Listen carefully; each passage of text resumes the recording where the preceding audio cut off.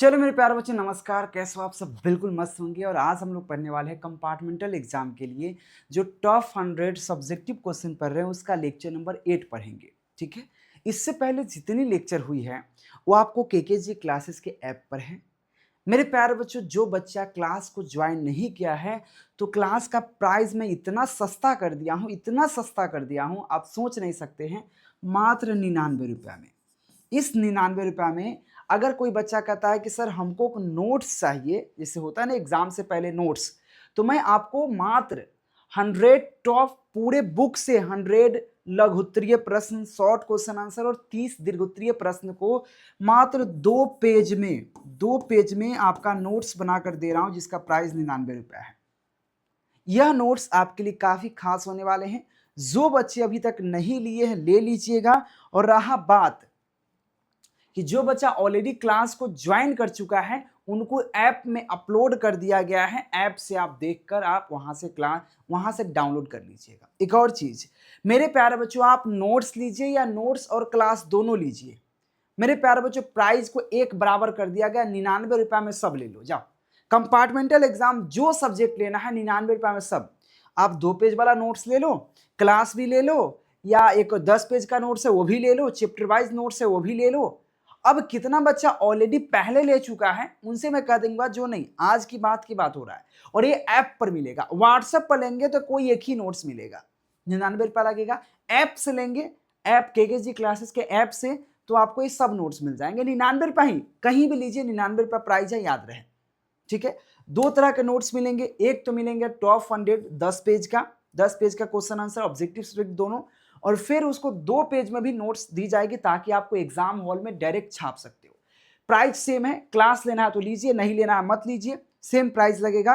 मेरे प्यारे बच्चों, कैसे ज्वाइन करना है? तो या तो आप केकेजी क्लासेस का ऐप डाउनलोड कर लीजिए प्ले स्टोर से और वहां से आप ज्वाइन कर सकते हैं, या मेरे दिए गए नंबर पर आप मैसेज कीजिए व्हाट्सएप पे कि सर मुझे नोट्स या क्लास चाहिए, तो आपको लिंक भेज दी जाएगी। इसी पर मैसेज कीजिएगा, ज़्यादा प्रयास कीजिएगा इस पर करें ताकि आपको लिंक मिल जाए।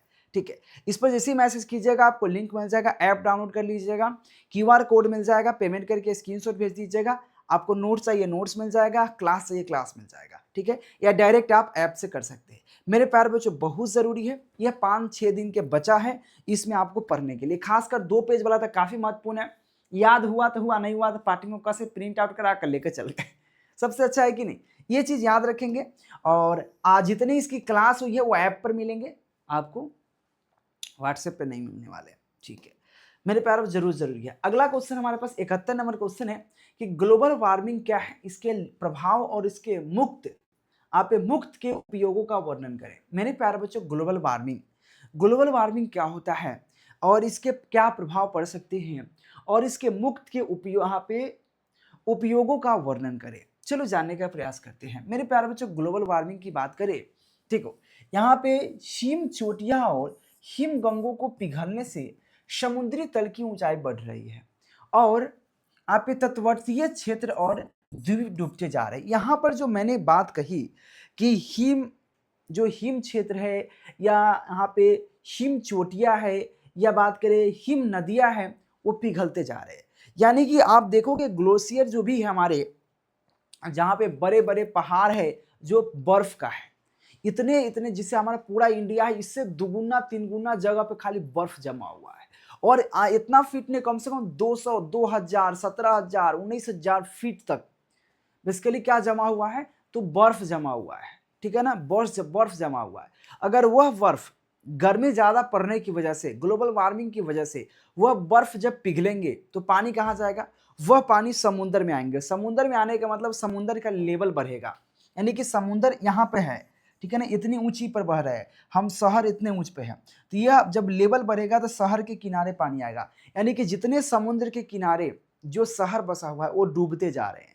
इसका रीजन है ग्लोबल वार्मिंग। ग्लोबल वार्मिंग में गर्मी ज्यादा पड़ेंगे तो बर्फ पिघलेंगे यानी कि समुद्र का पानी का लेवल बढ़ेगा। जब समुद्र का पानी का लेवल बढ़ेगा यानी कि शहर में घुसेगा, बाढ़ आएगा और बगल अगल में जो भी समुद्र के इलाके शहर है वो डूब जाएंगे। तो ही कहा गया है यहाँ पे हिम चोटियां और यहाँ पे हिम नदियों को पिघलने से समुद्री तल की ऊंचाई बढ़ रही है और साथ में क्या हो रहा है, तटवर्तीय क्षेत्र और द्वीप डूबते जा रहे हैं। और ये डूबते जा रहे हैं और इस वजह से क्या हो रहा है, बगल अगल का क्षेत्र डूब रहा है। ठीक है, आगे बढ़ते हैं। समय से पहले वहां पे पक जाने के कारण अनाज के दानों का वहां पे आकार छोटा हो जाना। देखो ग्लोबल वार्मिंग केवल यहीं पे काम नहीं है, ग्लोबल वार्मिंग से दिक्कत क्या हो रहे हैं, समय से पहले अनाज पक जाता है। जैसे कि गेहूं देख लो, गेहूं के दाने थोड़ा होता है मोटा, अगर वो समय रहते ज्यादा गर्मी पड़ने की वजह से जल्दी पक गया, यानी कि उसको परिपक्व होने से पहले पक जाना, यानी कि वो छोटा दाना रह जाएगा। आम देखो, आम क्या होता है, ज्यादा गर्मी की वजह से छोटा दाना होता है, आम पक जाता है, यानी कि छोटा दाना। इसलिए ये सब ग्लोबल वार्मिंग की वजह से हो रहा है। मानव स्वस्थता और उसकी कार्य क्षमता पर प्रतिकूल प्रभाव पड़ा है। आज हमको खुद अपने आप को लेते हैं तो पहले जो हम खेत जो होता था, खेत हम खुद से कोदाली से ताम लेते थे, पूरे खेत ताम देते थे और यहाँ तक हर काम कर लेते थे। पेड़ पर जब बांस का पत्ता जो होता है, बांस ज्यादा बम्बू भैंस उस खाने के लिए, गाय के खिलाने के लिए तोड़ लेते थे, चढ़ के जा करके पेड़ पर चढ़ जाते थे। आप जामुन के पेड़ पर, तार के पेड़ पर, हर पेड़ पर चढ़ जाते थे। आज हमको कहा जाएगा तो नहीं चढ़ पाएंगे, क्योंकि हमको कार्य क्षमता में कमी आई है। ये सब ग्लोबल वार्मिंग और सुख सुविधाएं की वजह से हुआ है। पहले हम सब कुछ कर लेते थे, लेकिन आज शायद हमको करने का मौका मिले तो शायद हम ना कर पाए, लेकिन करने का प्रयास करेंगे। मुझे आदत तो है, कर तो सकते हैं, लेकिन पहले की तुलना में नहीं हो पाएगा, डर लगेंगे ज्यादा। पेड़ पर चढ़ने जाएंगे डर लगे, गोर कप कपाने लगेंगे, डर लगने लगेंगे, है कि नहीं। ये सब प्रभाव पड़े हैं मेरे प्यारे बच्चों, याद रहे। और आप लोग नोट्स ले ही लीजिएगा, मात्र 99 रुपया मिल रहा है मेरे प्यारे बच्चों, आपको छोड़ना नहीं। ये बहुत कॉल कर रहा है। हेलो हेलो, हाँ जी, बात पूछेंगे। बात पूछेंगे तब हुआ, अभी हम लाइव क्लास में, क्या पूछना पूछिए। 2 तारीख से हिंदी का परीक्षा है। हाँ, तब 4 दिन बचता है। 4 दिन बता है, चाहे 5 4 दिन बचा, चाहे 6 दिन बचा, उससे मतलब नहीं है। ठीक है, आप कितना मेहनत करते हो उससे मतलब है। आप कहना क्या चाह रहे हो, सीधा बात करो। हिंदी में निकल जाएंगे। वो हमको नहीं पता निकलेंगे कि नहीं निकलेंगे, पढ़ना आपको है कि हमको पढ़ना है। हमको तो आपको पढ़ना है तो आप बताओ अपने आप में क्या एबिलिटी है, वो आपको पता है कि हमको पता है। तो आप ये सोचो कि आप कर सकते हो, कर लोगे, नहीं करना है तो नहीं करोगे। करने के लिए तो साल भर में, 2 साल में नहीं हुआ है। करने के लिए चाहो तो 10 दिन में हो जाएगा, 2 दिन में हो जाएगा, 1 रात में हो जाएगा, करना चाहो तो। ठीक है,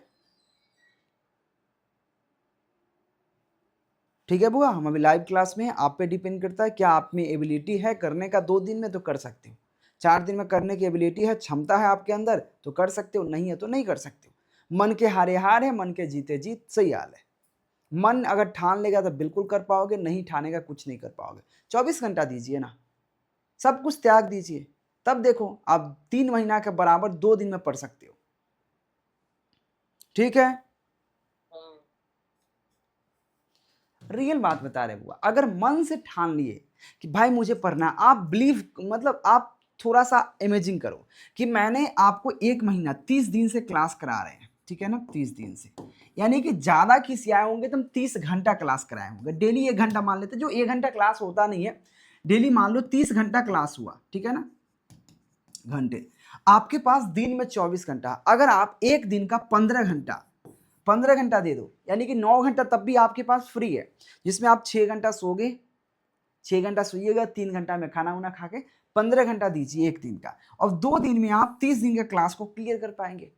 हाँ, समझने में थोड़ा कठिनाई होगा, लेकिन ऐसा तो नहीं कि नहीं हो पाएगा, कर सकते हो भाई। और ऐसा नहीं कि हम 30 दिन पढ़ाए 30 घंटा, भाई वो 20 घंटा ज्यादा क्लास नहीं होगा, 20 घंटा भी बहुत हो गया, समझ रहे हो। यानी कि 2 दिन में आप पूरे क्लास को क्लियर कर पाएंगे, अगर मन से मान लिया तो कर पाओगे। इसलिए, और प्राइस पहले 199 200 रुपया मिलता था पर एक विषय का, आज मैं 99 रुपया कर दिया हूँ एक विषय का, जिसमें क्लास भी हो जाएंगे, नोट्स भी मिल जाएंगे, और जरूरी भी है। ठीक है, अगला क्वेश्चन है आप अंतरजातीय प्रतिरक्षा पर प्रकाश डालें। मेरे प्यारे बच्चों, प्रतिरक्षा तंत्र हमारे शरीर की संक्रमण से रक्षा करता है। जो प्रतिरक्षा तंत्र हमारे शरीर में होता है, यह क्या करता है मेरे प्यारे बच्चों, यह हमारे जितनी शरीर में रोग होते हैं, रोगाणु होते हैं, उससे प्रतिरोध करता है, उससे झगड़ा करके उसको दूर रखता है। ठीक है, और आपके अंदर रोग होने से बचाता है। जब शरीर के अंदर विभिन्न प्रकार के विरोधी विरोधी यहाँ पे गांव लिख के द्वारा, यहाँ पे विरोधी कारक या विरोधी अंग होना चाहिए। देख लेते हैं, अंदर विभिन्न प्रकार के विरोधी तंत्र के द्वारा बाहरी कारकों के, यहाँ पे कारकों एक साथ, कारकों को प्रवेश को रोकता है।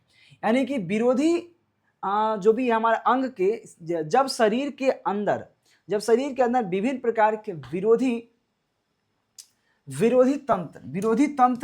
तंत्र के द्वारा बाहरी कारकों को प्रवेश करने से रोकता है, तो उसे अंतरजातीय प्रतिरक्षा कहा जाता है।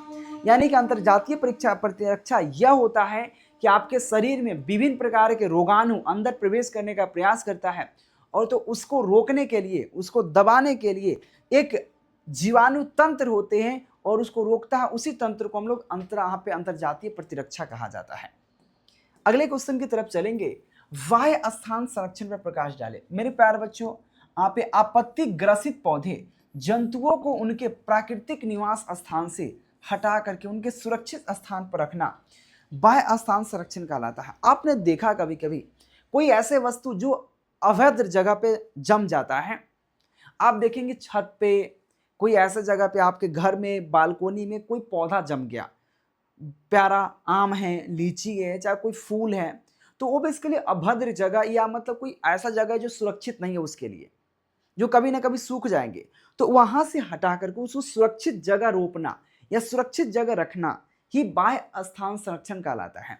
तो ये कहा गया आपत्ति ग्रसित पौधे एवं जंतुओं को उनके प्राकृतिक निवास स्थान से हटा करके, जो प्राकृतिक ने वहां पे दिया, क्योंकि पौधा छत पर जम गया, प्राकृतिक ने जमाया, हटा करके उसको सुरक्षित स्थान पर, ठीक है ना, सुरक्षित स्थान पर रखा जाता है, तो उसे बाह्य स्थान संरक्षण कहते हैं।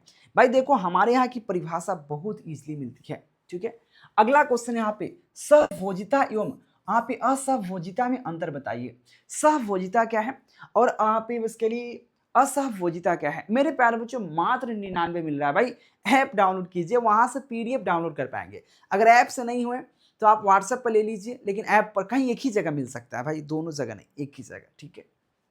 चल, सहभोजिता ऐसे पारस्परिक क्रियाएं जिसमें एक जाति को लाभ होता है और दूसरे को लाभ नहीं होता है, ना हानि होता है। एक ऐसे पारस्परिक क्रियाएं जिससे आपको लाभ हो रहा है लेकिन दूसरे को ना लाभ हुआ ना हानि हुआ, यानी उससे कोई फर्क ही नहीं पड़ा, ठीक है। तो उससे हम क्या कहेंगे मेरे प्यारे बच्चों, सहभोजिता। और असहभोजिता ऐसे पारस्परिक क्रिया जिसमें एक जाति बर्बाद हो जाता है और दूसरा कोई प्रभाव नहीं पड़ता। यानी कि एक जाति बर्बाद हो गया और दूसरे का कोई प्रभाव नहीं पड़ा, तो उसे हम असहभोजिता कहेंगे। और सहभोजिता में क्या होता है, एक को तो लाभ होता है लेकिन दूसरे को कुछ दिक्कत नहीं होता, जस के तस रहता है, ना लाभ ना हानि, ठीक है ना। चल, अगले क्वेश्चन है, आहार श्रृंखला तथा आहार जाल में अंतर बताइए। आहार श्रृंखला क्या है, आहार जाल क्या है, चलिए जानने का प्रयास करते हैं।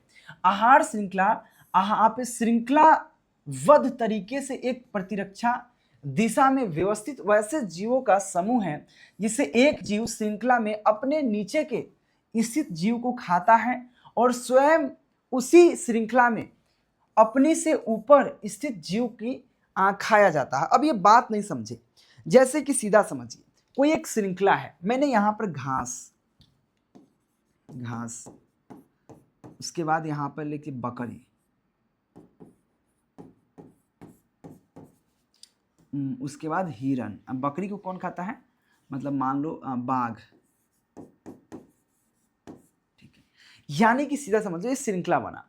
यानी कि अगर बकरी घास को खाता है, तो अगर बकरी के लिए बात करें तो ये क्या कहा गया, आप व्यवस्थित है वैसे जीव जिसमें एक जीव श्रृंखला में अपने नीचे की स्थित जीवों को खाता है।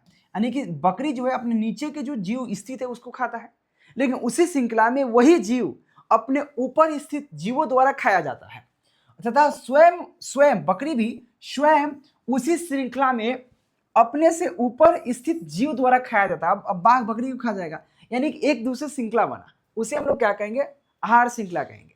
अब बात आता है आहार जाल। मेरे प्यारे बच्चों, आहार जाल पारिस्थितिकी तंत्र में एक स्थान एक यहाँ पे एक साथ कई आहार श्रृंखला मिलकर एक जाल बनाती है। एक साथ कई आहार श्रृंखला बनाकर एक जाल बनाती है और इसे आहार श्रृंखला को यहाँ पे जाल को और इसी आहार श्रृंखला को इस जाल को आहार जाल कहा जाता है। ऐसे परिभाषा बहुत प्यारा सा है, बहुत इजी, बहुत सटीक है, नो डाउट। ठीक है, चल। कुदरत ने सनम तुमको क्या शौक अदा दी है, कुदरत ने सनम तुमको क्या शौक अदा दी है, आलम है जवानी का। अगले क्वेश्चन की तरफ चलते हैं और आगे बढ़ते हैं।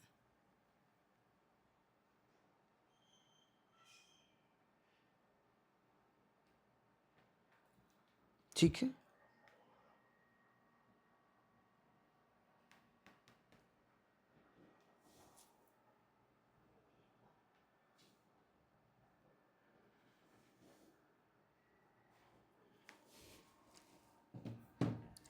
आगे बढ़ते हैं बुआ। अगला क्वेश्चन है यहाँ पे हाइड्रोकार्बन क्या है। मेरे प्यारे बच्चों, यह एक क्या है, ऑर्गेनिक कंपाउंड है। ऑर्गेनिक कंपाउंड है जो हाइड्रोजन और कार्बन के संयोग से बना है। यह ऑर्गेनिक कंपाउंड हो जाता है जो हाइड्रोजन और कार्बन के संयोग से मिलन से बना होता है। ईंधनों के दहन एवं मोटर वाहनों के हाइड्रोकार्बन बनाता है। और जब मोटर वाहन या मतलब आप मोटरसाइकिल, कार, बस जब धुआं छोड़ता है तो वो हाइड्रोकार्बन छोड़ता है। उसमें क्या होता है, दहन और मोटर वाहनों के हाइड्रोकार्बन बनाता है। जब ईंधन जलते हैं तो हाइड्रोकार्बन बनते हैं जो जीवों के बीमारी का कारण बनते हैं। और आज देखोगे वाहन के में जो धुआं निकलता है वो हाइड्रोकार्बन है और वो बीमारी का मुख्य कारण है, मुख्य रीजन है। अगले क्वेश्चन है धुआं क्या है। धुआं मेरे प्यारे बच्चों सिंपल कह सकते हो। देखो, घरेलू ईंधन के अपूर्ण एवं औद्योगिक से धुआं वायुमंडल में मुक्त होता है। घर के जो जलावन जलते हैं उससे और उद्योगों में, कारखाने में, फैक्ट्री में जो भी धुआं निकलते हैं वह वायुमंडल में मुक्त होते हैं, फ्री होते हैं। धुआं में ठोस एवं तरल दोनों प्रकार के छोटे छोटे कण होता है और उस धुआं में छोटे छोटे बहुत सारे कण होते हैं, बहुत सारे लिक्विड पानी भी होता है। पौधे एवं मनुष्य के विभिन्न प्रकार के नुकसान पहुंचाते हैं, यह धुआं है। ठीक है, और मेरे प्यारे बच्चों हर विषय का मेरे पास हैजा का कारण क्या है। मेरे प्यारे बच्चों हैजा का यहाँ पे कोलरी नामक जीवाणु है। हैजा एक प्रकार का कोलरी नामक जीवाणु है। इस जीवाणु से यहाँ पे दूषित पेयजल, खाद्य पदार्थ ग्रहण किया जाता है तो यह रोग उत्पन्न होता है। अगर हम सिंपल समझेंगे, इस जीवाणु से दूषित पेयजल या खाद्य पदार्थ अगर ग्रहण किया जाता है तो क्या होता है, यह रोग उत्पन्न होता है। तो यह क्या होता है, रोग उत्पन्न होता है। ये चीज ध्यान रखेंगे। अगले क्वेश्चन है यहाँ पे जीव के अनुवांशिकी रूपांतरण के मूलभूत चरण कौन कौन से हैं। तो याद रखना, यहाँ पे वांछित जीव में उक्त डीएनए की पहचान, चिन्हित डीएनए का परपोषण एवं रूपांतरण, स्थानांतरित डीएनए को वहां पे परपोषी में सुरक्षित रखना तथा उसका स्थानांतरण रूपांतरण करना, ये भी इसके लिए क्या है, जीव के अनुवांशिकी रूपांतरण के मूलभूत चरण और है। मेरे प्यारे बच्चों मोस्ट इंपॉर्टेंट है। अगले क्वेश्चन होंगे, जीव विविधता आधुनिक कृषि के लिए किस प्रकार उपयोगी है। जो जीव विविधता है आधुनिक कृषि के लिए किस प्रकार उपयोगी है, इस पर बात करते हैं। तो नई फसलों से स्रोत के रूप में, आप उन्नत किस्म के प्रजनन के लिए सामग्री के रूप में, नए जैव निम्नीकरण पीड़कों को स्रोत के रूप में, ये सब क्या है मेरे प्यारे बच्चों, जैव विविधता अनुवांशिकी कृषि के लिए किस प्रकार उपयोगी है, यह बताई गई है। मेरे प्यारे बच्चों आज के लेक्चर में मैं इतना ही रखने वाला हूँ, अब एक्स्ट्रा बहुत हो गया। ठीक है मेरे प्यारे बच्चों, मैं बता दूं कि आज मेरा 8 लेक्चर था, ये आपको ऐप पे ही पढ़ाई होंगे। हाँ, कोई ऐसे यूट्यूब पे भी ये जाएगा, लेकिन इससे पीछे का लेक्चर और इसके आगे का लेक्चर सब ऐप पे ही है। और अब बहुत टाइम कम बचा हुआ है, मात्र 99 रुपया लग रहा है। मेरे प्यारे बच्चों नोट्स 2 पेज वाला ज़रूर लेंगे। अगर 2 पेज वाला नोट्स के साथ आप कहोगे सर क्लास दे दीजिए, तो क्लास भी दे देंगे, उसका कोई फ़ी नहीं लेंगे। या ऐप से आप डायरेक्ट खरीद सकते हैं 99 रुपये में। आप खुद से पेमेंट नहीं करते तो मेरे जो नंबर दिख रहा है इस पर पेमेंट कराकर व्हाट्सएप पर स्क्रीनशॉट भेजिए, आपको डायरेक्ट मिल जाएगा, या मैसेज कीजिए आपको QR कोड मिल जाएगा। लेने का प्रयास कीजिएगा, 99 रुपये कोई किसी के लिए बड़ी बात नहीं है, और ये लास्ट प्राइस है, यही प्राइस रहने वाला है, कम नहीं होने वाला है। और मेरे प्यारे बच्चों, मैं हाथ जोड़ से रिक्वेस्ट कर रहा हूँ, कितना बच्चा आकर कहते हैं सर कम कीजिए, ऐसे वैसे बहुत सारा, इससे क्या होता है आपका समय बर्बाद, मेरा समय बर्बाद। मैं किसी को ज़बरदस्ती नहीं करता हूँ मेरे प्यारे बच्चों, याद रहा। ठीक है, धन्यवाद, take care, bye, thank you.